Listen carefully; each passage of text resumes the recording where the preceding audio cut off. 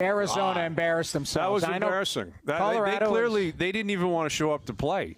They got beat 7-1, 7-1, wasn't it, in Game 4 and Game 5? They couldn't even do the old act like we give a rat's ass. They couldn't even pull it off. No, that's brutal. And that doesn't allow you, if you're in management, you can't say, hey, it's the bubble, I'm going to throw everything out. That is a testament to what your team is made of. That says something about who you are. Doesn't mean you're going to win the series, because Colorado was better. And Colorado was dialed in. They are prepared. They're going on a cup run.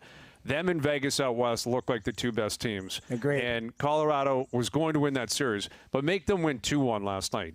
That, to me, if I'm having a difficult time figuring out how management types in the NHL and the NBA are going to review their teams. I think they'll likely put more weight into the first 70 games we saw before COVID. That's how I would likely approach it if I were a GM in the NHL or the NBA. But you That's can't way ignore more what happened. size. Well, you can't ignore what's happened in here. No, I'm not saying you ignore it. What I'm saying is if it's a coin flip, maybe you say, you know what, it was quick. It was 5 games. It was 6 games. I'm not going to overreact. I'm going to react, but I'm not going to overreact or drastically change how I feel.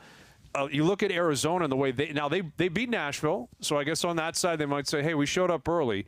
But for them to go out the way that they did against Colorado, that to me, I can't help but walk away thinking, man, we got problems here. Who do we have in the room? You're right. Must want to throw up. Well, I've told you guys that. You're sitting on that bench and you turn around and that face is staring at you. This is a guy who's been in wars. Jamie, you saw him in a timeout the last game they were getting pummeled. He basically looked at the guys and said, are you guys serious? Yeah. You could see the expression on his face. He was disgusted. He's like, come on. He wants to put the gear on. He's the type of guy I watch, and I'm fascinated by it. That's why I always bring it up. Cam Neely wants to crawl out of the skybox and go on the ice. You see the emotion in him. That's why it's funny, because I think Brendan Shanahan is a very poised individual. You know him. You played with him. You know him. I don't know him very well, but I just, Shanny's well-spoken. He carries himself very well. But we all played against him. This guy was he's a lunatic on the ice. He was an animal, but an unreal animal. And that's a good thing. That's a compliment. It is. It's the greatest compliment, because this is a guy who was a winner. He scored goals. He fought. Joe McGinley, looked up to him. This is the, power forwards looked up to him. It's that was the guy.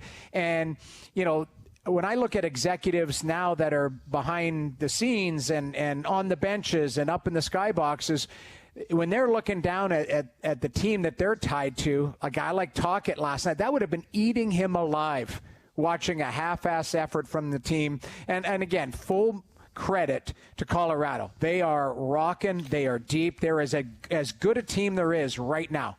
There's no question. But, I can't help to believe, and this comes back to what you're saying, Brian, Steve Sullivan's in there as the new GM, and to me, they've got to be doing some sort of forensic audit of what they have in the room, character, who they want to get rid of, who they want to keep moving forward. Because you've been around it for what, 6 weeks now?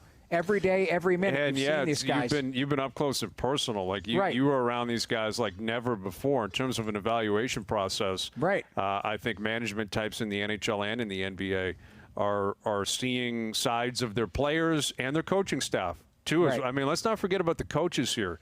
The coaches, they have to be under the gun as well. We just assume that and Rick Tocchet's a perfect example. Maybe he didn't have them ready. Maybe he was a part of the problem. Why doesn't Rick Tocchet take some heat? Why is it just, Rick Tocchet played really hard, so of course he wanted to win? Well, maybe he did want to win, but did he do enough to make sure his team won? I think everyone has to be included. It's not only the players. The coaches, I'm sure, are being evaluated. I wouldn't be shocked if there's some coaching movement that surprises people in the NHL and in the NBA. And it'll slowly leak out. It was listen, man, I was with this guy every day for a month, and I didn't realize he sleeps in till 10 a.m. every day, or whatever it is. Yeah, I know, you're right.